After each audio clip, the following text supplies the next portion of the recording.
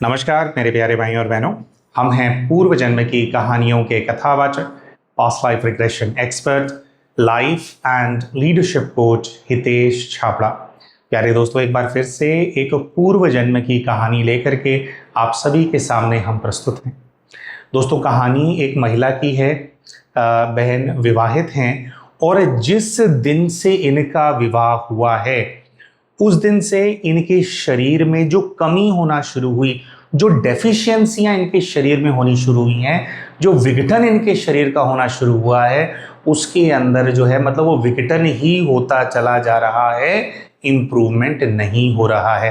अनेक प्रकार के विटामिन जो हैं इनके शरीर में कम हो गया। विटामिन B12 की कमी होगी, विटामिन D की कमी होगी और पता नहीं अनेकों चीज़ें बहन ने बताई थी। और कितने ही सप्लीमेंट क्यों ना खा लें हैं, कितनी ही अच्छी डाइट क्यों ना कर लें, कितनी एक्सरसाइज क्यों ना कर लें, इनके शरीर में ये जो डेफिशिएंसियां हैं इनकी पूर्ति नहीं हो रही है। मतलब वो अगर आज हीमोग्लोबिन चेक कराया तो जितना बुरा हाल है, साल भर बाद कराएंगे, मान लो उन्होंने बहुत मेहनत करी है ना, अनार का जूस भी पी लिया और बहुत कुछ किया, रेगुलरली किया, तो साल भर बाद अगर चेक कराएंगे तो 1-2 यूनिट और कम ही आएगा, बढ़ेगा नहीं। तो हर प्रकार की डेफिशिएंसी शरीर के अंदर हो रखी है, जिसके चलते गठियाबाई का दर्द हो गया, वो चल रहा है, थायराइड की प्रॉब्लम हो गई है, बीपी शुगर है, और ये बीमारियां ऐसे चिमड़ गई हैं। चिमड़ जाती है ना कोई चीज़, है ना, चिपक जाती है एकदम, और वो चिपक जो है वो उतरती नहीं है ना। इधर से चिपक उतारोगे तो इधर चिपक जाएगी, इधर से उतारोगे तो इस पर चढ़ जाएगी। तो इस प्रकार से बीमारियों ने इनको घेर लिया है और इनको जैसे चिपक गई है। इसके अलावा इनका जो ससुराल घर है, ससुराल घर के अंदर इनको बहुत ज़्यादा नफरत मिलती है। हालांकि बिल्कुल सेम घर में ये नहीं रहते हैं, लेकिन जब भी अपनी सासू माँ के घर में जाते हैं तो इनकी सास और इनके ससुर, उन दोनों की आंखों में एक भयंकर सी घृणा, नफरत इनको नजर आती है। और जो इनकी ननंद है उसकी आंखों में देखते हैं, ननंद जो है अभी अविवाहित है, एक छोटी ननंद है, उसकी आंखों में जब देखते हैं तो ऐसा दिखाई देता है कि जैसे उसको कुछ बदला लेना है। वो बातें भी ऐसी करती है कि जैसे वो बदला ले लेगी। हाँ, तो इनको समझ में नहीं आता कि बहन को किस बात का बदला लेना है मेरे से। भाई मैंने किया क्या ना, कुछ करूंगी तो तुम बदलोगे ना, मतलब बदला लोगे ना, उसके ऊपर भी पहले करने तो दो भाई, है ना। और ये कहती हैं कि भाई कितना भी मैं प्रयास क्यों ना कर लूँ इनको खुश करने का, इनके लिए प्रेजेंट्स ले जाऊं, जब इनके घर जाऊं तो मैं इनके लिए मैं खाना पकाऊं, मैं सारे काम करूं या कोई भी चीज़ मैं करूं, लेकिन इनकी आंखों में जो मेरे लिए नफरत है वो कम नहीं होती है। तो अपने पूर्व के जीवन के प्रतिगमन के माध्यम से जानना चाहते थे कि विवाह ऐसे परिवार में क्यों हुआ जहां सब लोग मुझे नफरत करते हैं, और विवाह के बाद ये जो कमी कमजोरी मेरे शरीर में आ गई है, इसका कारण क्या है। अच्छा, बिल्कुल अगर इनका इमीडिएट घर देखें तो इनके पति जो है इनकी रिस्पेक्ट नहीं करते बिल्कुल भी, इनके किसी भी वर्ड की कोई भी वैल्यू इनके घर के अंदर बिल्कुल भी नहीं है। ऊपर से एक बेटा है जो महाजिद्दी है, और इन्होंने अगर कुछ बात कह दी ना तो वो उसकी उल्टी बात ही करेगा, और जो उसका मन करेगा वही करेगा। जिद्दी बहुत है, उसको मनाने में, उसको समझाने में आधा दिमाग तो इनका पूरे, मतलब जैसे आधे से ज़्यादा दिमाग तो उसी के अंदर इनकी खपत हो जाती है कि लड़का इनकी बातें बिल्कुल भी नहीं सुनता है। तो ये क्या कहानी इनके साथ हो गई है, इसके बारे में बहन जानना चाहते थे। फिर एक और बहन ने खुलासा किया कि जो इनकी माताजी हैं और इनके अपने जैसे मायके घर के अंदर इनकी 2 बहनें हैं और माताजी भी हैं, ये कहते हैं कि जैसी कहानी मेरी है ना, कि मुझे विवाह के बाद विवाह का सुख नहीं मिला, वैसी ही कहानी मेरी माँ की और मेरी बहनों की भी है। हाँ, उन्होंने भी पूरा जीवन भर जो विवाहित जीवन है उसके अंदर सुख नहीं देखा, उनको तकलीफें आती रहती हैं। जो बहनों के घर वाले हैं वो भी जैसे नफरत से करते हैं। तो ये कहानी, ये जो पैटर्न है वो इनकी माँ और इनकी बहनों के साथ भी है। तो ये जानना चाहते थे कि किसी प्रकार का कोई श्राप स्वरूप तो नहीं है कहीं हमारे ऊपर, कि भाई सारी महिलाएं इस घर की जो है ऐसा झेलेंगी। हो जाता है ना कई बार कोई श्राप है, या माई की तरफ से वहाँ से कोई पितृ तो नहीं रुष्ट, कहीं वो जैसे हमारे को निचोड़ रहे हों, या वो हमारे को जो है डिफिकल्ट परिस्थिति पैदा कर रहे हो कि उनके लिए हमारे को कुछ करना है, कुछ पेंडिंग है क्या। तो ये जानना चाहते थे कि ये जो तकलीफ़ें झेल रही हैं ससुराल घर में, जो इनके रिश्ते इतने ख़राब हैं, पति इनके जो बात नहीं सुनते, बेटा जो इनकी पूरी एनर्जी चूस लेता है अपनी जिद के चलते, ऐसा क्यों है, और सिमिलर पैटर्न इनकी माताजी और इनकी बहनों के जीवन में क्यों है, और विवाह से जुड़ा हुआ सब कुछ आ रहा है तो विवाह के बाद ये डेफिशिएंसियां शरीर के अंदर क्यों हो गई हैं।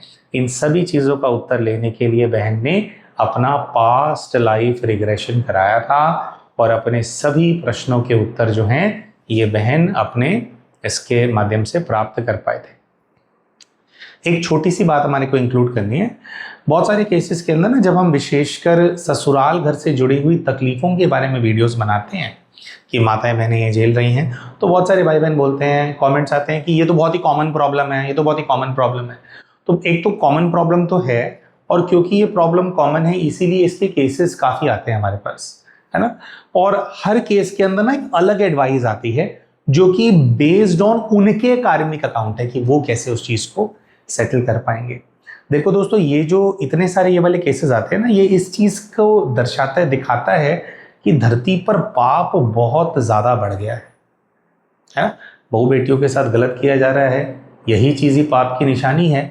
लेकिन इससे ज़्यादा भी इस चीज़ की निशानी है कि जो व्यक्ति शक्तिशाली होता है, जिस समय पर वो शक्तिशाली होता है, वो अपनी शक्ति के मद में ऐसा चूर हो जाता है कि उसको लगता है कि मेरा तो कभी कोई कुछ बिगाड़ ही नहीं पाएगा।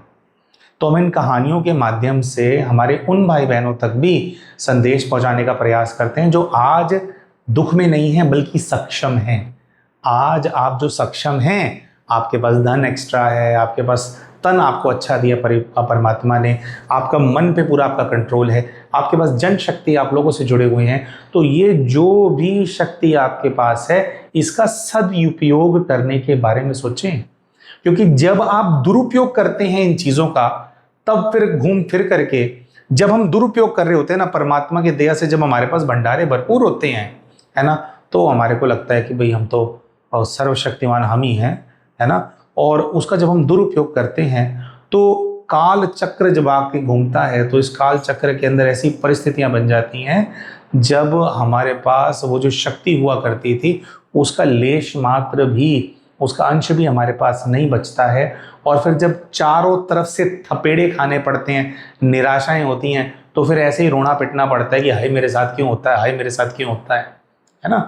तो ये है। तो खैर, कोई माता कोई बहन प्रताड़ना सह रही है तो ये ठीक है, ये इस चीज़ का कोई जस्टिफिकेशन नहीं है। लेकिन जो हम बोलते हैं वो घूम फिर करके किसी ना किसी रूप में हमारे सामने आता ही है। तो दो चीज़ें हैं जिसकी वजह से हम ये वीडियोस बनाते हैं। एक, अगर ऐसी परिस्थिति मेरे सामने आ रही है तो इसका मतलब यह है कि मैं अपने जो विकर्म मुझसे हुए उनको भोग रहा हूं या भोग रही हूं। भोगना के माध्यम से मेरा जो पाप है वो कट रहा है। तो कैसे हम योग की शक्ति के माध्यम से हमारे जो विकर्म है उनका विनाश कर सकते हैं, एक तो इस दिशा के अंदर हमारे को प्रेरणा लेनी है। एक तो औचित्य ये होता है इन वीडियोस को बनाने का कि भोग तो रहे हो, योग के माध्यम से तेजी से अपने हिसाब किताब खत्म करो, बाहर निकलो इससे। और दूसरा, अगर भोगना जीवन के अंदर नहीं है या कम है, या आज आप हल्के हैं, आपके पास कुछ भी अथाह है, कुछ भी एक्स्ट्रा है, तो उसको और ज़्यादा पुण्य के अंदर लगाओ। कुछ ऐसा करो जिससे और कल्याण हो और पॉजिटिव एनर्जी फैले। हम दूसरों को सक्षम बनाने के प्रति जो है अपने हमारे पास जो एक्स्ट्रा है उसको हम यूज़ कर सकें, ताकि धन भले ख़त्म हो जाए, दुआएं कभी ख़त्म ना हो। जिनके साथ दुआएं चलती हैं वो मुश्किल से मुश्किल परिस्थिति को भी पार करके निकल जाते हैं। उनको याद ही नहीं रहता कि अरे कभी मुश्किल परिस्थिति आई भी थी। और जिनके साथ बद्दुआएं चल रही होती हैं उनके जीवन के अंदर क्या है कि मुश्किल परिस्थितियां ऐसी बेताल बन करके चिमड़ जाती हैं। कितना भी प्रयास क्यों ना कर लो, कितना ही क्यों ना बेताल के क्वेश्चंस का आंसर आप दे दो, वो संतुष्ट होकर के राजी होता ही नहीं है। वो राक्षस यानी ये बीमारियों का, ये नेगेटिविटी का, ये डाउनफॉल का जो राक्षस है वो चिमड़ करके भारी रख करके ही रखता है इंसान को, है ना। तो वो क्या है, बेताल क्या है, कलेक्टिव एनर्जी ऑफ बद्दुआएं जो कि मनुष्य जो है इकट्ठी करके ले आते हैं। अब जो पहले से इकट्ठी करके ले आए उसका कुछ हम कर नहीं सकते, उसका तो हम यही कर सकते हैं कि अब दुआएं कमाने पे हमारे को फोकस करना है। जिनसे बद्दुआएं मिली हैं उनका ऐसा हमारे को कुछ भला करना है कि उनसे जो नेगेटिविटी हमारे पास आ रही है और जो पॉजिटिविटी हम उनको भेजें उससे हिसाब किताब नलीफाई हो जाए, ठीक है। तो पुराने हिसाब किताब काटने हैं और नए पुण्य का खाता बढ़ाते हैं, हमारे को चले जाना है। यही हमारे इन वीडियोस का औचित्य होता है और इसी चीज़ को अच्छे से एक्सप्लेन करने के चक्कर में वीडियो थोड़े लंबे भी बन जाते हैं, जिसके लिए बहुत सारे भाई बहनों का आता है कि भैया इतने लंबे वीडियो, तो उसके लिए हम क्षमा मांगते हैं। लेकिन हम क्या करें, हम कितना ही प्रयास क्यों ना कर लें, हम ना बाबा को याद करके वीडियोस बनाते हैं। तो क्या है कि उनका जो इंस्पिरेशन आता है, हम चाहें भी तो कंट्रोल सा नहीं कर पाते, जो बोलते हैं मतलब वो फिर बोलना ही हमारे को पड़ता है, तो फिर वीडियो लंबे बन जाते हैं। तो एनीवेज, तो जो बहन है उनका पास्ट लाइफ रिग्रेशन किया गया, ससुराल, मायका, शरीर, ये तीनों का जो तीनों के यहाँ पे जो दुखों का जो पहाड़ इनके ऊपर टूटा हुआ है, जो माया जाल में फंसे हुए हैं, ऐसा क्यों है, उसका उत्तर बहन जो है वो प्राप्त कर पाएगी। तो प्यारे भाई और बहनों, हम अब बात करते हैं कि पूर्व का जीवन जब इमर्ज होता है सामने, तो किस प्रकार के दृश्य जो है वो इमर्ज होते हैं। अच्छा, पूर्व के जीवन के दृश्य इमर्ज होने से पहले हम बता देते हैं कि देखो गाइड्स होते हैं ना, उनके गाइडेंस के माध्यम से सेशन होता है। पहले गाइड से हम कनेक्ट करते हैं, जो स्पिरिट गाइड होते हैं। तो जो स्पिरिट गाइड है, सबसे पहले तो वो एक्सप्लेन करते हैं कि आपकी जो ननंद है उसने विशेषकर आपके ऊपर तंत्र क्रिया करवाई है जब से आप ब्याह करके आए, और आपके जो सास ससुर हैं उनको भी ये बात पता है।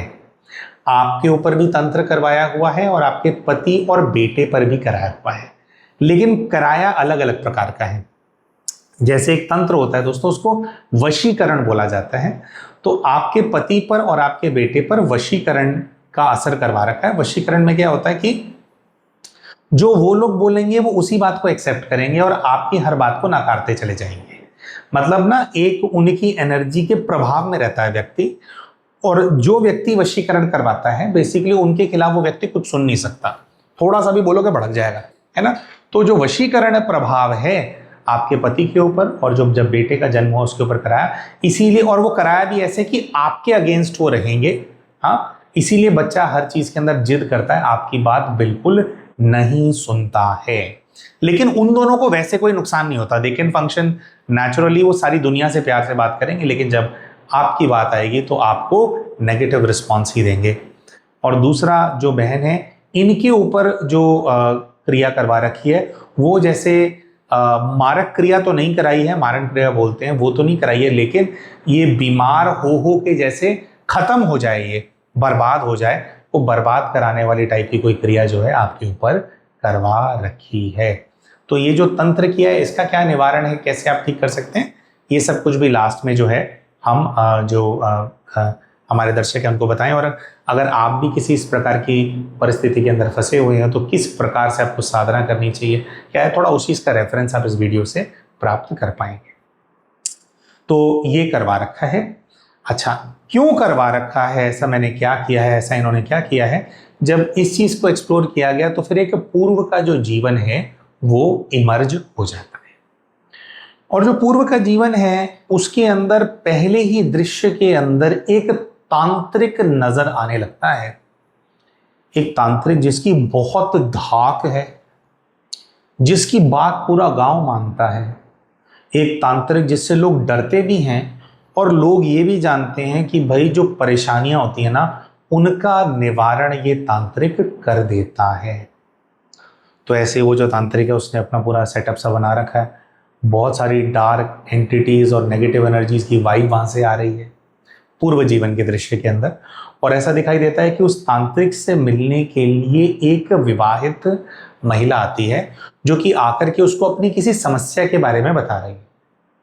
और जब वो समस्या के बारे में बता रही है तो वो चाहती है कि तांत्रिक कुछ निवारण वगैरह करे, कुछ बताए इस चीज़ का कैसे होगा।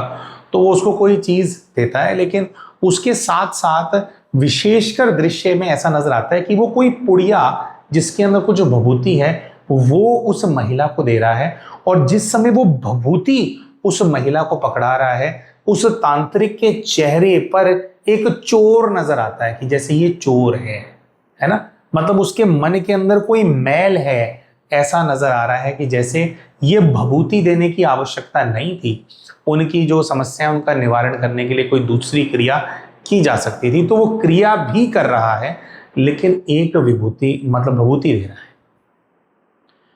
और उसका करना क्या है, तो तांत्रिक समझाता है कि जब आप रात को जब आप सोने के लिए जाते हैं तो ये जो विभूति होती है इसका जो असर है रात को काम करता है, तो रात के खाने के अंदर ये जो विभूति है इसको आपको मिला लेना है, और मिला करके मतलब सारे परिवार को देना और खुद भी जो है अपने भोजन मतलब पूरे भोजन में मिलाना, सब लोग खा करके सो जाना, बहुत अच्छी नींद आएगी इससे। और जब आप सुबह उठेंगे आपको ऐसा फील होगा कि जैसे पता नहीं कितना भार मेरे ऊपर से हट गया है, कष्ट हट गए हैं। तो इस प्रकार से जो महिला है वो उसको एक्सप्लेन कर रहा है, और महिला वो जो विभूति है वो लेकर के चली गई है। अब इस विभूति के अंदर कुछ गड़बड़ है। क्या गड़बड़ है, इसको जब समझने का प्रयास किया जाता है तो और पीछे के कुछ दिन हैं, कुछ पीछे के दृश्य हैं जिसके अंदर वही तांत्रिक नजर आता है, और इस बार इस तांत्रिक से मिलने के लिए एक पुरुष आता है। और ये पुरुष जब तांत्रिक से मिलने के लिए आता है तो उसका एक चेला है जिसके साथ वो आया है, जो पुरुष मिलने के लिए आया उसका एक चेला है जो कि तांत्रिक का जो भी द्वार है, उसके जो झोपड़ा बना हुआ है, मिट्टी की जगह है या जो भी घर है, दरवाजे के बाहर एक व्यक्ति खड़ा हो गया है, और ये व्यक्ति अंदर आया है। जो अंदर आया है उसकी अच्छी खासी बड़ी मूछें हैं, सर पे पगड़ी है, हट्टा कट्टा है ना, और एक रेगुलर व्यक्ति से कुछ अमीर ज्यादा लग रहा है और पावरफुल भी है। तो जैसे वो दृश्य में आगे बढ़ता है तो तांत्रिक जो है वो सरपंच साहब बोल करके उसको बुलाता है कि हाँ ये सरपंच जी बताइए आपको क्या तकलीफ है, आपकी हम कैसे मदद करेंगे। तो ऐसा पता लगता है कि जैसे सरपंच है उसके और तांत्रिक के बीच में कुछ साठगांठ है, और इस सरपंच ने ही गांव की जमीन पर तांत्रिक का घर जैसे टाइप एक बना करके दिया हुआ है। यहाँ ये तांत्रिक आया था तो सरपंच ने ही इसको यहाँ पे सेटल करवाया था। तो दोनों की बड़ी अच्छी मित्रता है, और ऐसा दिखाई देता है कि जो सरपंच है वो कोई घृणित कार्य करना चाहता है, और उसके लिए वो धीरे से तांत्रिक को बता रहा है कि ऐसे ऐसे ऐसे, और तांत्रिक सुन रहा है और उसको कह रहा है कि आप बिल्कुल चिंता मत करो, ये काम हो जाएगा। वो मेरे पास जो है रेगुलरली आती है।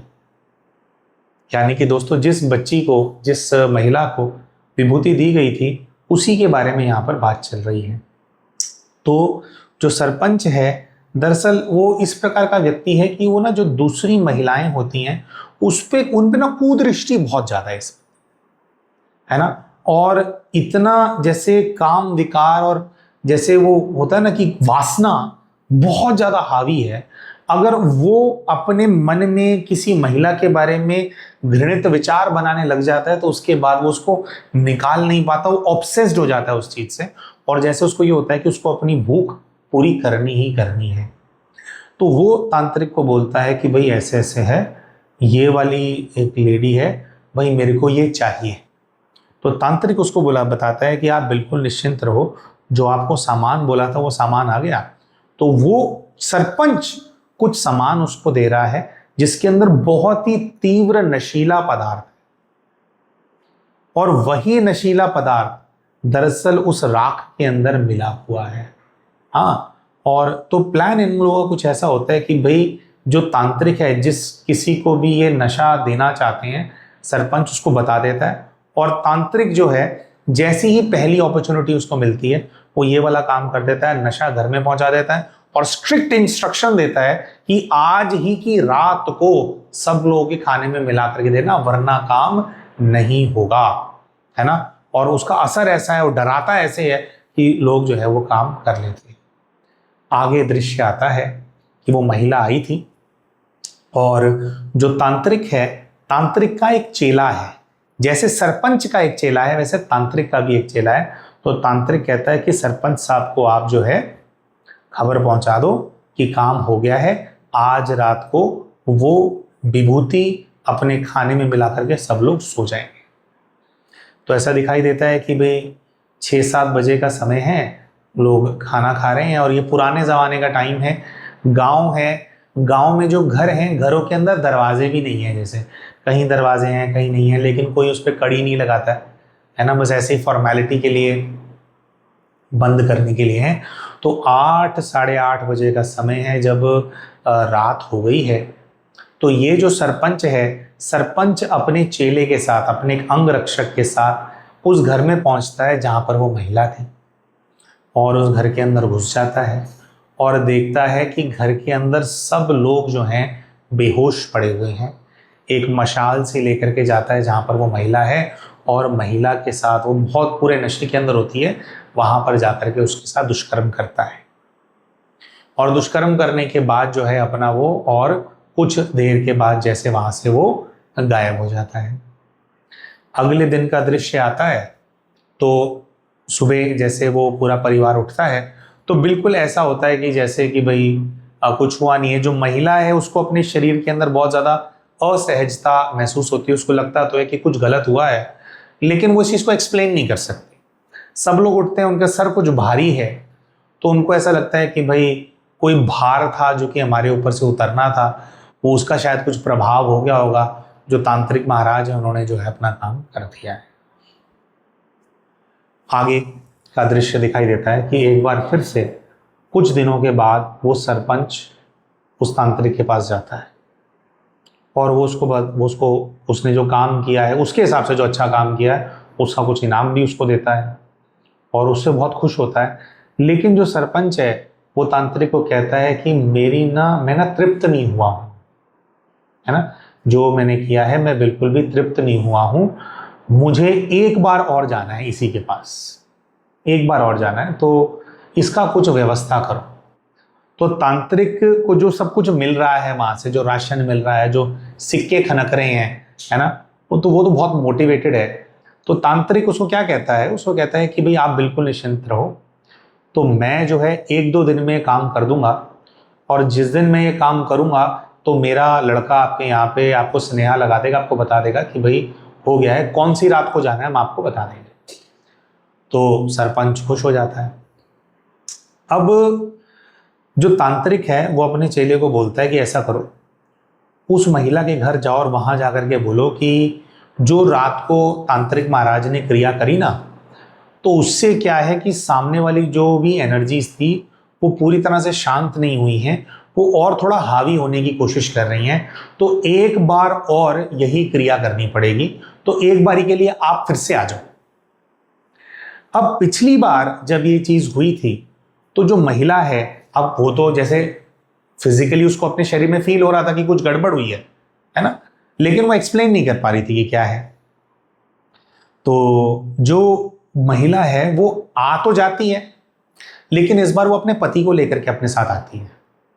तो जो तांत्रिक है वो कहता है कि भाई ऐसे ऐसे, वो और डराता है कि भाई ये तो बहुत ज़्यादा पावरफुल चीज़ें हैं और मैंने तो ये नहीं सोचा था, तो आप ऐसा करो, आज ना एक बार फिर से मैं विभूति दे रहा हूँ, ठीक है, थोड़ा ज़्यादा जो है अपने खाने में तुम थोड़ी क्वांटिटी ज़्यादा दे रहा हूँ वो मिला लेना, और कल सुबह, मतलब आज जो मैं करूँगा कल सुबह जो है तुम्हारे सारे कष्ट खत्म हो जाएंगे। ठीक है। तो महिला जो है उसको ना गलत लग रहा है, तो ठीक नहीं लग रहा है, गलत लग रहा है, तो वो कहती है कि ठीक है, वो ले तो लेती है तांत्रिक से, लेकिन पूरे रास्ते यही सोचती रहती है कि मैं ये जो हमारे को जो भी कर रहा है ये मुझे करना चाहिए या नहीं करना चाहिए। उसको बहुत ज़्यादा उस महिला को डाउट है। तो घर पहुंचते हैं, रात का खाना बनता है, तो पति बोलता है कि भाई जाओ मिला लो इसको, भाई खाते हैं फिर सोते हैं हम लोग, लेकिन वो कहती कि नहीं मेरे को नहीं करना, ये मैं नहीं करा रही, बाहर कुछ और देखेंगे, हम शहर जा करके देखते हैं, इसका इलाज नहीं करना। तो पति कहता है कि नहीं नहीं करो भाई करो। तो थोड़ा पति पत्नी में झगड़ा होता है, तो पत्नी जो है उनको कहती है कि भाई ऐसा करो, देखो सुनो आप मेरी बात, आज नहीं करते कल करेंगे, बात तो विभूति डालने की है ना, विभूति का असर होता है ना हमारे ऊपर, तो आज नहीं करेंगे कल करेंगे, आज मैं नहीं डाल रही, मेरी बात मानो आप। तो पति अपनी पत्नी की बात सुन लेता है। तो ये लोग अब 3 लोग होते हैं, इनका एक 12 साल का बेटा है, पति है और पत्नी है। तो बिना उस विभूति को यानी बिना नशीले पदार्थ को खाने में डाले हुए वो सो जाती है।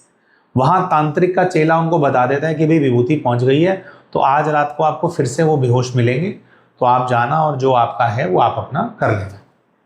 वैसे ही होता है, वो सरपंच आता है, उसका जो अंगरक्षक होता है वो बाहर खड़ा हो जाता है दुनाली लेकर के, और ये अंदर आता है। अब जैसे ही इस बार आकर के महिला को छूता है, तो महिला पहले से ही सोच में चल रही होती है कि कुछ तो गड़बड़ है, वो एकदम से उठती है और शोर मचाने लग जाती है। और शोर जैसे वो मचाने लगती है तो उसका पति भी उठ जाता है, और वो सब लोग सरपंच को अपने घर में देख करके हैरान हो जाते हैं कि ये यहाँ पे क्या कर रहा है बुड्ढा। हाँ, तो वैसे हो जाते हैं।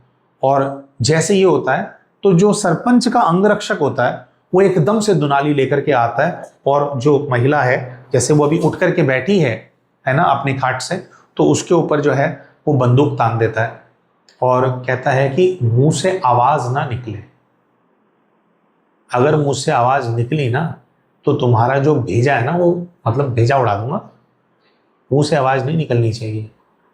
तो जैसे वो प्रतिकार करती है तो वो कहता है कि और तेरे से पहले तेरी औलाद को मारूंगा। अब इंसान क्या है कि खुद तो गोली खा ले, लेकिन जब बच्चे के ऊपर अगर बात आ जाती है तो इंसान बहुत ज्यादा डर जाता है। अब वो महिला समझ जाती है कि उसके साथ क्या हुआ था पिछली बार, उसको अंदेशा तो था कि ऐसा कुछ हुआ है, लेकिन वो श्योर नहीं थी। तो वो समझ जाती है। जो उस महिला का पति होता है उसको भी बहुत ज़्यादा वो होता है कि उसके वहाँ रहते हुए ऐसी चीज़ हो गई है ना, तो वो बड़ा वो अपने आप को धिक्कार रहा है। जो बेटा है उनका, बेटे के सामने बंदूक तनी हुई है, लेकिन उसके आंखों में बहुत ज़्यादा क्रोध है, जैसे वो खा जाना चाहता है सरपंच को और उसके आदमी को। लेकिन जो महिला है वो बेटे को गले से लगा लेती, अपने सीने से लगा लेती और कहती कि नहीं नहीं, हम किसी को कुछ नहीं कहेंगे, लेकिन आप यहाँ से चले जाइए। और वहां पर उन लोगों को धमका करके ये वहां से निकल करके आ जाते हैं। और गलत तो नहीं कर पाते, लेकिन उनके साथ जो गलत हुआ उस परिवार के साथ, उसका जैसे एक ट्रॉमा उस परिवार के अंदर आ जाता है। अब जो उनके घर की महिला होती है वो तो घर में ही घुट घुट के रहती है, पति है अपनी पत्नी को संभालता है बहुत लंबे समय तक, जैसे वो दुख में रहती है। और उनका जो बेटा होता है, बेटा तो टीनेजर है, वो ग्रो कर रहा होता है, तो वो गांव में घूमता होता है, और जब भी उसको सरपंच नजर आता है उसकी आंखों में खून उतर आता है, और वो यही सोचता है कि मुझे इससे बदला लेना है, इससे एक दिन बदला लूंगा। लेकिन दोस्तों, गरीब आदमी की मजबूरी, सबसे बड़ी मजबूरी तो उसकी गरीबी ही है। गरीब आदमी कभी भी सोचता है कि अगर मैं ऐसा कोई स्टेप उठाऊंगा तो होगा क्या, जो रोटी है, जो खाना है, अपने सर पे छत ही बहाल रहे, इसके लिए ही वो पूरा पूरा दिन, पूरी पूरी रात जो है जद्दोजहद के अंदर लगा रहता है। आज की रोटी की बैटल पूरी हुई कि अगले दिन की रोटी के लिए युद्ध फिर से शुरू हो जाता है कि कैसे पेट में रात को रोटी जाएगी, कैसे होगा, उसका अगले दिन का युद्ध दोबारा शुरू हो जाता है ना। तो इससे बाहर नहीं निकल पाता गरीब आदमी, तो वो बदले बेचारे कहाँ से लेगा। तो ऐसा दिखता है कि पूरे जीवन भर उसके मन में आक्रोश रहता है कि मुझे इसको सबक सिखाना है, लेकिन कभी उनकी परिस्थिति नहीं बन पाती कि वो ऐसे बदला इससे ले। वहां एक दूसरा दृश्य भी दिखाई देता है दोस्तों। दूसरा दृश्य दिखाई देता है कि ये जो सरपंच है ना, इसकी अपनी एक बेटी भी है, और इसकी बेटी को और इसकी पत्नी को इसके गंदे कामों के बारे में पता है, क्योंकि ये जो काम इसने इस महिला के साथ किया है, केवल इसके साथ नहीं किया है, ये गांव की बहुत सारी महिलाओं के साथ ऐसा कर रहा है। जब से तांत्रिक आया है तब से इसकी बल्ले बल्ले हो रखी है, जैसे है ना, इसको इसकी जो भोग वासना है उसको जैसे पूरा तृप्त करवाने में वो तांत्रिक लगा हुआ है, और ये उसकी जेब गर्म करने में लगा हुआ। दोनों की बड़ी अच्छी साठगांठ चल रही है। तो बहुत सारी महिलाओं के साथ उसने ये किया है, और ये क्योंकि अब ये काम करना होता तो रात को वो घर पे होता नहीं है, या रात को सुबह सुबह आता है 2 बजे 3 बजे है ना, या जैसे भी देर रात आता है। तो जो उसकी पत्नी है सरपंच की, उसको ये बात पता है, तो सरपंच जो है अपनी पत्नी को मारपीट भी करता है उसके साथ, उसको चुप कराता है। और उसकी जो बेटी है, बेटी जब भी बीच में आती है तो बेटी को कमरे में बंद कर देगा, उसको खाना नहीं देगा। अपनी जो बेटी है उसके साथ भी मारपीट करता है, और बेटी जो है उसको ये कहती है कि आप जो दूसरी बहू बेटियों के साथ ये गंदा काम कर रहे हो, मैं भी तो बेटी हूं। अगर मेरे साथ कोई ऐसी चीज करे तो आपको कैसे लगेगा कि आप भाई गलत हो, ये गलत काम मत करो। लेकिन उसके ऊपर वासना इतनी ज्यादा हावी है इस व्यक्ति के ऊपर कि उसको इसके आगे कुछ नजर नहीं आता। वो इस लॉजिक के अंदर जाना ही नहीं चाहता कि भाई मेरी अपनी भी तो बेटी है ना। तो वो अपनी बीवी को भी पीटता है, और अगर बेटी बीच में आती है तो बेटी को भी पीटता है। पत्नी फिर भी पत्नी है, पता नहीं ऐसे एक मेरा पतिव्रत धर्म है और ये सब चीजों के ऑब्सेशन के अंदर उसने अपने आप को एक समेट करके रखा हुआ है, दुख को अपने अंदर समा करके रखा हुआ है। लेकिन बेटी बहुत ज्यादा रेबेल करती है, बहुत ज्यादा वो करती है सामने कि पिताजी बहुत गलत काम कर रहे हैं। लेकिन वो मतलब मारता पीटता ही रहा और बाद में जाकर के बेटी का ब्याह करा दिया कहीं पे। और उसके बाद बेटी के साथ क्या हुआ क्या नहीं हुआ वो चीज फिर आगे जो है नहीं आती। लेकिन जो बेटी है उसके मन में एक ही संकल्प चलता है कि मेरा बाप गलत है, इसके विचार गलत हैं, ये गलत व्यक्ति है, ये कभी सही कुछ कर ही नहीं सकता, ये गलत है। ये चीज ही जो पुत्री है उसके मन में चलती रहती। आगे दिखाई देता है कि भाई फिर जीवन में क्या हुआ, ये व्यक्ति है तो ये ऐसे कुकर्म करता रहा एक लंबे समय तक। और फिर इसको पूर्व के जीवन में जैसे जिनके साथ करता था कई जगहों पे बात पता लग गई, लेकिन फिर भी कोई जैसे आपस में शर्मा शर्मी होती है ना कि मेरी मैं उसको नहीं बताऊंगा, वो मेरे को नहीं बताएगा। तो बहुत घरों में बात पता लगी, बात सामने आई, लेकिन कभी किसी ने एक दूसरे बात नहीं करी। लेकिन घर की जो महिलाएं हैं जिनकी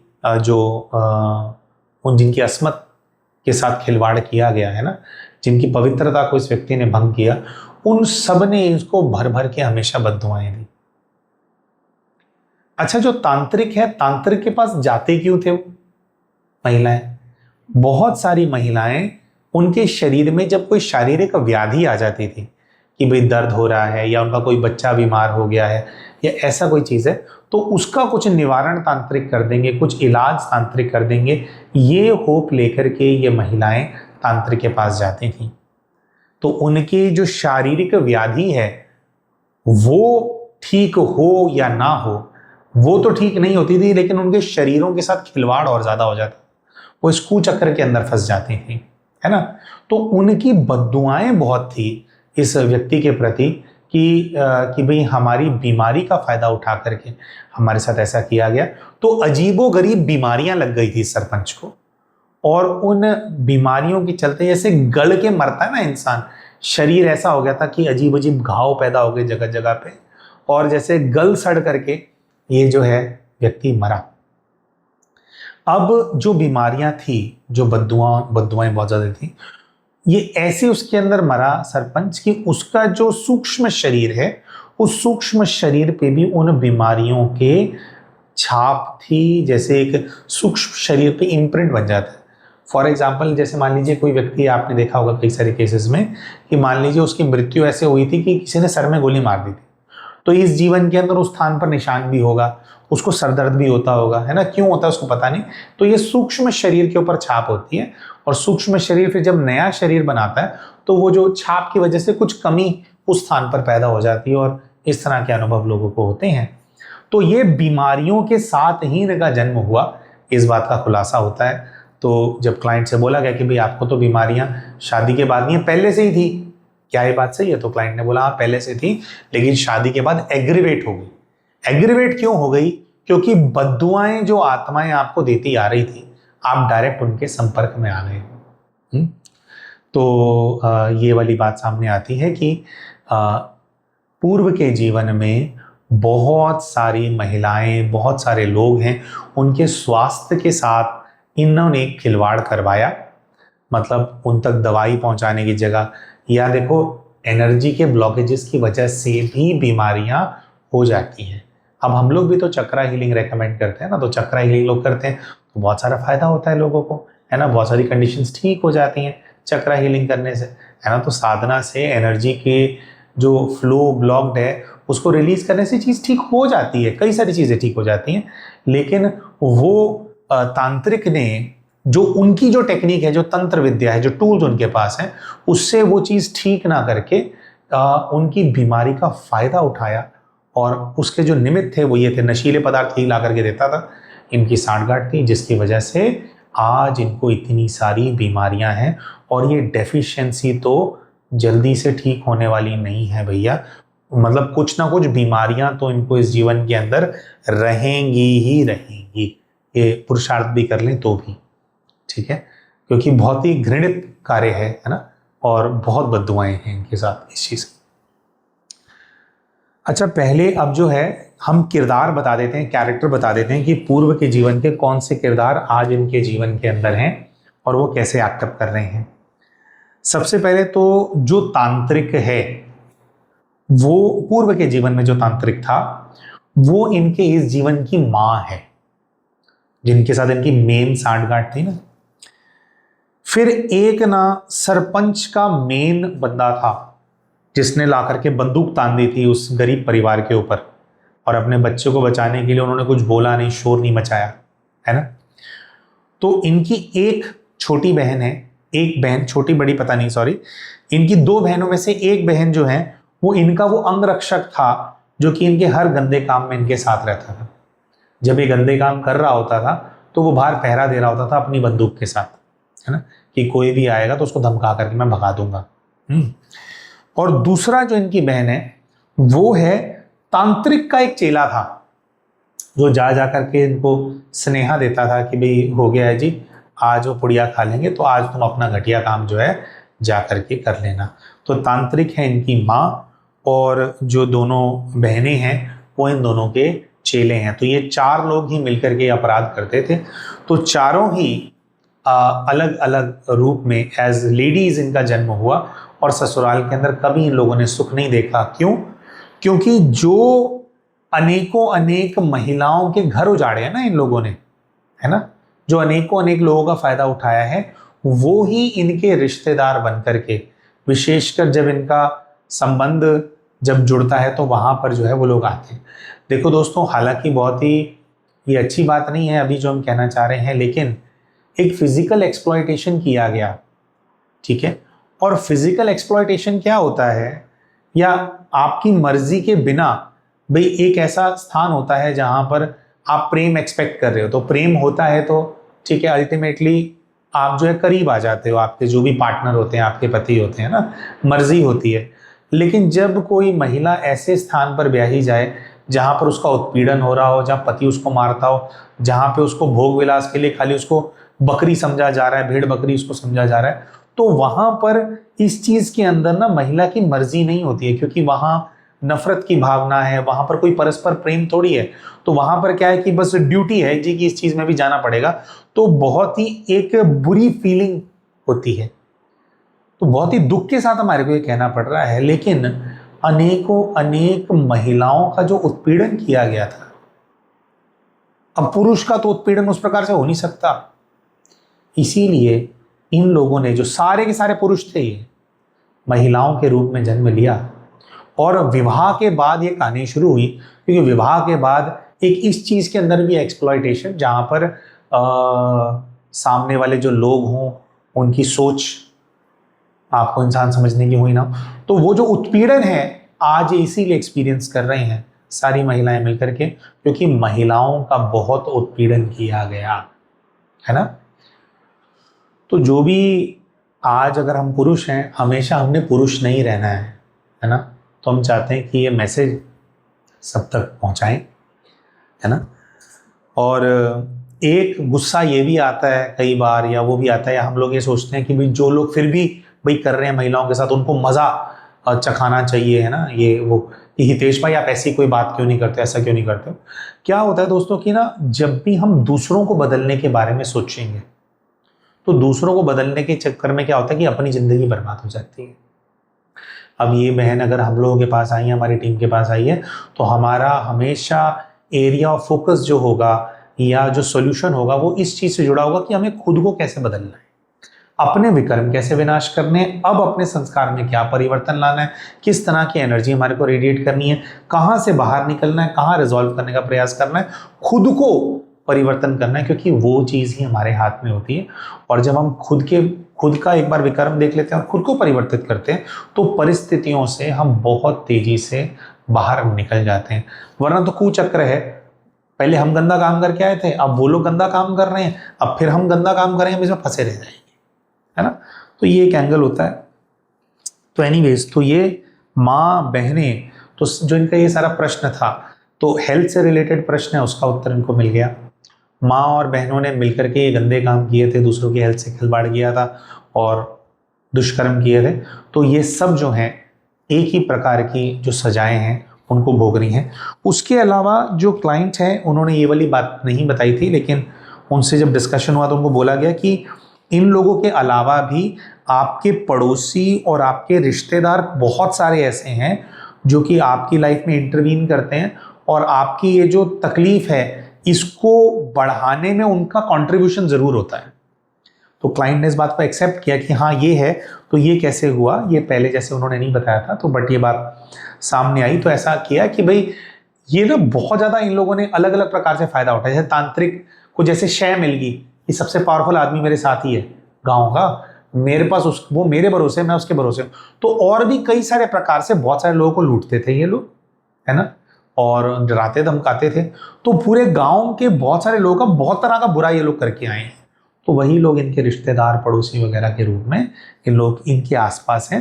तो क्योंकि इनके प्रति ना किसी को सहानुभूति नहीं है, बेचारी बीमार है, मर रही है, मरती रहे, थोड़ा एक इस प्रकार का एटीट्यूड। अगर जैसे कोई पड़ोस का भी आ गया तो वो नहीं है, मतलब कोई ऐसा उनको वो नहीं है जैसे अगर मर रही हैं तो देखने के लिए, एंजॉय करने के लिए आ रहे हैं कि भाई ये तो ऐसे बातें और बना रहे हैं उसके बारे में, महिला के बारे में, है ना।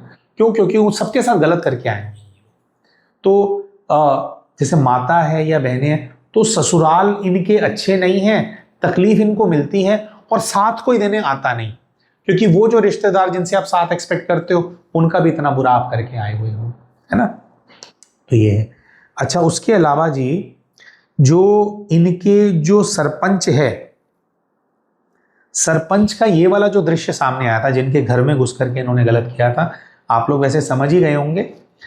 तो जो महिला थी जिनके साथ इन्होंने गंदा काम किया था, वो आज इनकी सास है। जो उसका पति था वो आज इनके ससुर हैं। और जो 12 साल का बेटा था जो पूरी जिंदगी भर सोचता था कि मैं बदला लूंगा, वो आज इनकी ननंद है। इसीलिए जब भी ये उसके पास जाते हैं, उसके सामने जाते हैं, तो ये उसके मन में भाव आता है कि मुझे बदला लेना है। किस चीज़ का बदला लेना है उसको भी नहीं पता, लेकिन बदला लेना है, लेकर के रहूंगे, और बदला ले रही है वो। हाँ, और सास ससुर जो हैं सबको जानते हुए भी वो ठीक है, उनके मन में भी बहुत ज़्यादा नफरत है इनके प्रति।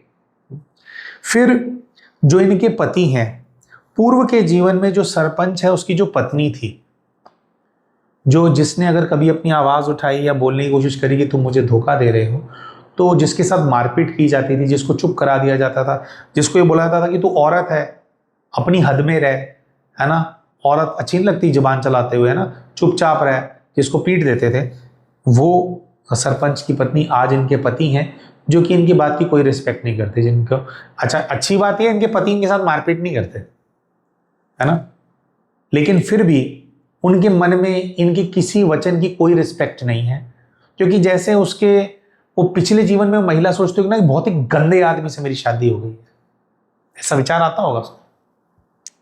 फिर उस सरपंच की एक डॉटर थी जो कि मुंह पे बोलती थी, माँ उतना नहीं लड़ती थी, उसकी पत्नी इतना नहीं लड़ती थी, मेन तो डॉटर प्रतिकार करती थी कि आप बहुत ज्यादा गलत कर रहे हो, दूसरी बच्चियों के साथ गलत कर रहे हो, है ना, छोटी बच्चियों के साथ भी, मतलब जैसे एक घटिया आदमी को तो क्या है, जहां पे उसको अपॉर्चुनिटी मिल जाए, तो वो बहुत बहुत बोलती थी कि आप गलत हो, आप ठीक इंसान नहीं हो, आपकी किसी बात के अंदर कोई वो समझदारी नहीं है, मत करो मत करो। तो उसको भी मारते थे, पीटते थे, बंद करके रखते थे। और एक दिन बस अपने यहाँ की जो कैद थी वहां से अपनी बेटी को आज़ाद करा दिया था। कैसे? उसका कहीं ब्याह करा करके उसको जैसे भगा दिया कि मेरे को पकाती है तू अपना ब्याह कर और वहां जा करके तू अपने वहां बच्चे पैदा कर, मेरे को ज्ञान मत दे, है ना, उसको वो कर दिया था। तो वही आज इनके बेटे हैं। अच्छा, जैसे ये बात थी कि उनके ऊपर वशीकरण किया गया, ये तो जैसे एक कई चीज़ों का वो चीज़ होती है कि वो आत्माएं खुद भी ये पार्ट प्ले करना चाहती हैं कि हमें इसकी बात नहीं सुननी है, तो वो भी इसमें इन है।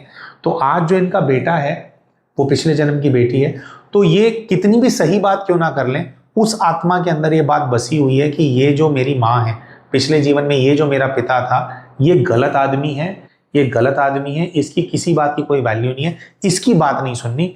इसलिए जो बेटा है वो बहुत ज्यादा जिद्दी है। एक कारण ये भी है। तो वैसे पाप का निवारण कैसे होगा, है ना, कैसे होगा? तो क्या गाइडेंस आया? देखिए, कई सारे केसेस के अंदर चाहे व्यक्ति ने कुछ गलत भी क्यों ना किया होता है, पिछला वीडियो ही हमने डाला था, उसके अंदर गाइडेंस ये आया कि भाई अब जो है आप इस टॉक्सिक रिलेशन से बाहर निकल जाओ, आपने सब कुछ पूरा कर लिया है। लेकिन इनके केस के अंदर ये आया कि भैया ये जो है ना इमीडिएट पिछला जन्म है इन लोगों का, तो आप अपने पाप के भार से मुक्त नहीं हो, बहुत ज्यादा है। तो इनके केस में गाइडेंस ये आया कि आपको रिश्ते नहीं तोड़ने हैं। पता आपको लग गया है कि उन्होंने ये किया कराया भी है, रिश्ते आपको नहीं तोड़ने हैं।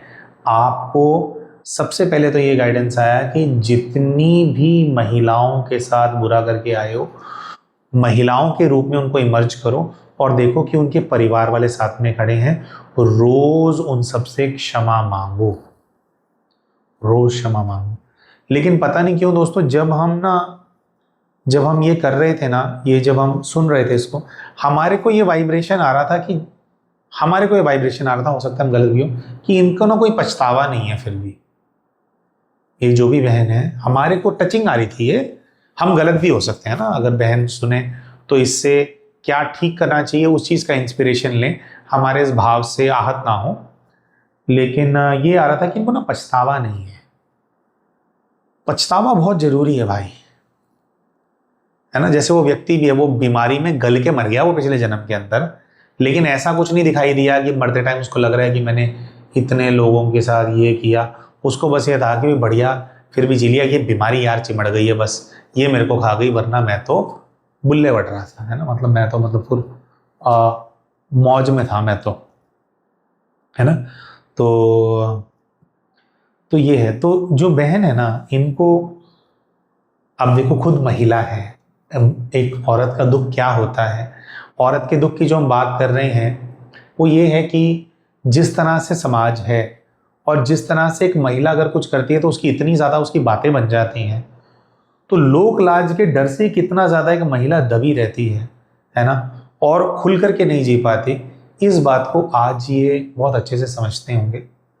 और अनेकों अनेक बच्चियों की, महिलाओं की जो पवित्रता को छीना गया लोक लाज के डर से, और ये तो पुराना ज़माना था। आज तो फिर जैसे हमारा देश है उसके अंदर कहा जाता है कि भी कितने सारे ये गलत काम होते हैं, बच्चियों के साथ मोलेस्टेशन हो जाते हैं वो, लेकिन उस बात को दबा दिया जाता है कि बदनामी हो जाएगी। आज भी देखो, है ना, ये 21वीं सदी के अंदर भी होता है कि दबा दिया जाता है कि नहीं नहीं नहीं बदनामी हो जाएगी। तो हम पुराने ज़माने की बात करें तब तो पता नहीं, है ना, तो बिल्कुल ही घुट घुट के, लेकिन जिसके साथ होता है उसके साथ वो ट्रॉमा पूरा पूरा जीवन चलता है। तो आज एक महिला बनने के बाद हम ऐसा समझते हैं कि ये बहन को रियलाइजेशन में जाना चाहिए, समझना चाहिए कि एक महिला का दुख क्या होता है ना। तो हम इन सब बातों में नहीं जाएंगे, अभी हम अपने पर्सपेक्टिव से बोल रहे हैं कि खुल करके आना चाहिए, बोलना चाहिए, ठीक है, वो बात अपनी जगह पे। लेकिन जो सत्य है वो ये है कि बेचारी घुट घुट के ज़्यादा जीती हैं, है ना। तो एक महिला का दुख क्या होता है वो ये बात बहन समझें, थोड़ा गहराई से चिंतन करें, और फिर वो महिलाओं के रूप में उन आत्माओं को इमर्ज करें, और जो भी उनके परिवार वाले रहे हों, जिन्होंने उनके साथ उस दुख को एक्सपीरियंस किया, झेला, उन सबसे क्षमा मांगे। और काम विकार जो है ना बहुत ज़्यादा फैलाया है इन्होंने, वासना बहुत ज़्यादा फैलाई है। तो वासना एक उत्तेजना से जुड़ी हुई एनर्जी होती है, उसको शांत करने के लिए, क्योंकि आप वो एनर्जी भेज चुके हो, दे चुके हो, उससे सामने वाली सोच भी करप्ट हो जाती है, सोच सोच के। तो ये आया कि अमरनाथ के रूप में परमात्मा शिव का इनको ध्यान करना है, और अमर जब उनसे क्षमा मांगे तो ऐसा फील करें कि अमरनाथ बाबा बर्फानी वहां पर प्रकट हो गए हैं, और शीतलता उन सभी आत्माओं को मिल रही है, और इस शीतलता से वो सारी आत्माएं जो है शांत होती जा रही हैं, शांत होती जा रही हैं, शांत होती जा रही हैं। दूसरा, फिर ये बात आई कि जो अब क्योंकि हमारे जो हीलर्स हैं वो सब क्या है, ज्योतिर्लिंगों के सेवक हैं सारे। हम जो हमारे साथ काम करते हैं हमारी टीम के अंदर, ये सब क्या है, ज्योतिर्लिंगों की सेवा के अंदर रहते हैं, हमारे साथ रहते हैं। कितनी बार तो ऐसा भी होता है कि सब लोग, पूरी टीम की टीम ही सेवा पे चली जाती है, तो कोई भी सेशन नहीं हो रहे होते, सब परेशान होने लग जाते हैं कि आगे की डेटें आप क्यों दे रहे हो, क्योंकि सभी लोग जैसे साथ में ही उसी सेवा में लगे रहते हैं। तो एक फिर अमरनाथ बाबा का योग करना है और सबको एनर्जी देनी, ये आया। और दूसरा ये आया कि एक तो ज्योतिर्लिंग से जुड़ी हुई पुस्तकें मंगाओ, उनका अध्ययन करो। जितना पुस्तक को पढ़ते हैं उतना ज़्यादा बुद्धि खुलती चली जाती है। और ज्योतिर्लिंगों के पर्चे मंगवाओ भैया, पर्चे मंगवा लो। नहीं तो हम बार बार बोलते हैं कि पीडीएफ दे रखा है, अगर बहुत ज़्यादा ये सेवा करने का मन नहीं है तो पीडीएफ से डाउनलोड करके, ठीक है, अपने घर में रखो और आसपास लोगों को बांटो। देखो, जो 18 परमात्मा शिव के निशान हैं, उनके 18 यादगार हैं जो उनके ज्योतिर्लिंग हैं, इनके पर्चों के अंदर बहुत ज़्यादा विशेष वाइब्रेशन है, क्योंकि बाबा के चित्र बने हुए हैं और बहुत मन से, बहुत प्रेम से क्या क्या महिमा है एक एक ज्योतिर्लिंग की, वो उसके ऊपर मेंशन्ड है ना। और बहुत बाबा का इंस्पिरेशन है, तपस्वियों का संकल्प है ये पर्चा बनाने के प्रति। तो पर्चे मंगाएं, 100-200 तो मंगाएं। और इनको ना पता है कि कौन कौन लोग बुरा सोचते हैं इनके बारे में, कौन से पड़ोसी हैं, कौन से रिश्तेदार हैं। अब एक एक व्यक्ति को तो विजन में इंसान देखेगा नहीं, आपको ओवरऑल कहानी पता लग गई है ना, तो आपको पता है क्यों ये लोग पीछे पड़े हुए हैं, क्यों आपका बुरा सोचते हैं। तो उन सबके घरों में, उनके मन में नफरत है आपके प्रति, लेकिन आप उनके घरों में ज्योतिर्लिंगों के पर्चे पहुंचाओ और इसी शुभ संकल्प के साथ जाओ कि इनकी सारी समस्याओं का निवारण हो, इनके घर में खुशी आए, इनके घर में जो भी नेगेटिविटी है वो दूर चली जाए। शुभ भावना के साथ जो आपको पसंद नहीं करते हैं उन सबके घरों में तो ज्योतिर्लिंगों के पर्चे इनको पहुंचाने ही पहुंचाने। अब पर्चे पहुंचाने के लिए हम क्यों कहते हैं, देखो एक चीज ये भी होती है कि आप उनको सकाश दो, आप उनको पॉजिटिव एनर्जी भेजो, ये तो हम कर ही रहे हैं। लेकिन क्या है कि अपनी स्थिति अभी इनकी उतनी है नहीं, वो होते होते होगा। कम से कम पर्चे जो हैं, पर्चों से क्या वाइब्रेशन इमीडिएटली फैलता है। तो जहां जहां ये पर्चे पहुंचाएंगे वहां वहां इनके कार्मिक अकाउंट्स रिजॉल्व होने बहुत तेजी से शुरू हो जाएंगे, है ना। तो जो हम लोग प्रिंट करा करके रखते हैं तो वो तो 1 रुपए का एक पर्चा होता है ना, वो पर्चे आप मंगाते हो प्लस साथ में जो भी शिपिंग वगैरह उसके अंदर कॉस्ट लगती है। और पुस्तकों का अध्ययन आपने करना होता है तो वो भी बहुत ही मिनिमल कॉस्ट की वो है। अगर आप 20-25 पर्चे थोड़े बहुत ही करना चाहते हो तो वो हम लोग नहीं भेज पाते, क्योंकि इतनी तो उसमें शिपिंग लग जाती है और बहुत सारे स्थानों पर सेवाएं होती हैं इन पर्चों से, तो वो उसमें सब लोग बिजी रहते हैं।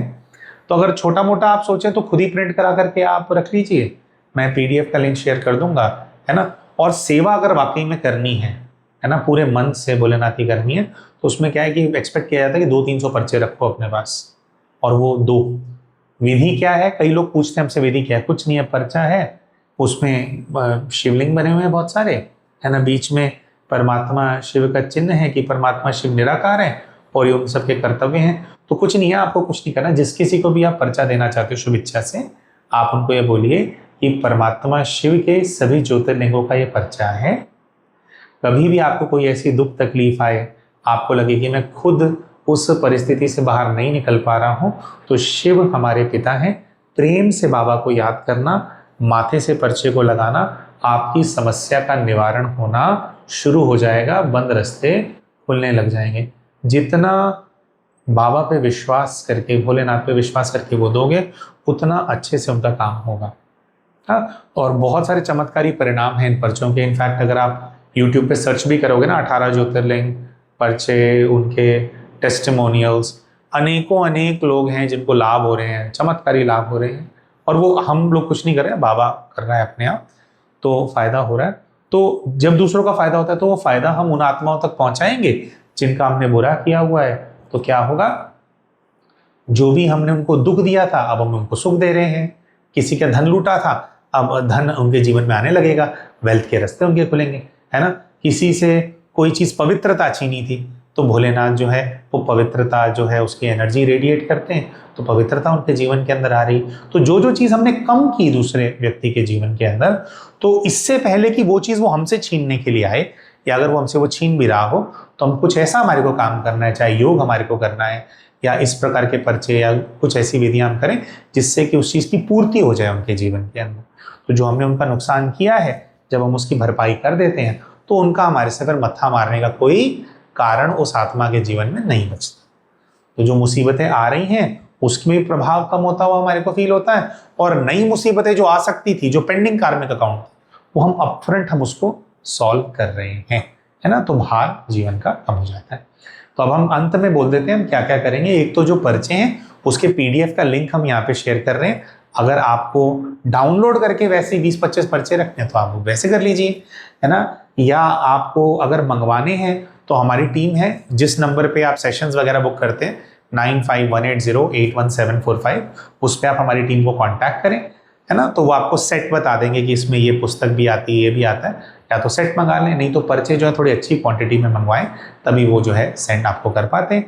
और तीसरा, जो हमने अमरनाथ जी के योग की बात कही, क्षमा योग कैसे करना है, आत्मा से क्षमा कैसे मांगनी, इसकी सही विधि क्या है, इसको सीखने के लिए हर महीने जो ये मेडिटेशन कोर्स है ना, उसका लिंक हम शेयर करते हैं। अभी ये वाले महीने में तो कोर्स चल रहा है, अब उसमें एंट्री हो नहीं सकती क्योंकि ऑलरेडी 3-4 दिन हो गए हैं। अगले महीने वाला जो कोर्स होगा उसके व्हाट्सएप ग्रुप का लिंक हम यहाँ पे शेयर कर देंगे। तो मिड ऑफ द मंथ में क्लासेस होती हैं, 7-8 क्लासेस होती हैं, उसके अंदर डिटेल में आपको सिखाया जाता है कि कौन से ज्योतिर्लिंग की क्या शक्ति है, कैसे आपको योग करना है, कैसे उनकी एनर्जी से अपनी प्रॉब्लम्स को आपको सॉल्व करना है। और ये वाली जो सेवा होती है ये पूर्णतः निःशुल्क होती है। तो हम आशा करते हैं कि ये जो वीडियो हमने शेयर किया इससे आपको कुछ शिक्षा मिली होगी, आपका कुछ कल्याण होगा। मिलते हैं आप सभी के साथ हमारे अगले वीडियो के अंदर, तब तक के लिए नमस्कार।